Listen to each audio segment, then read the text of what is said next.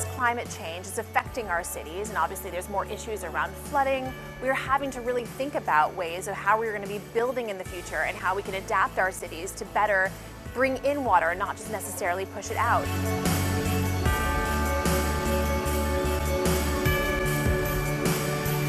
After a year marked by severe flooding across the UK, this is an attempt to tackle climate challenges with creativity, one gingerbread brick at a time.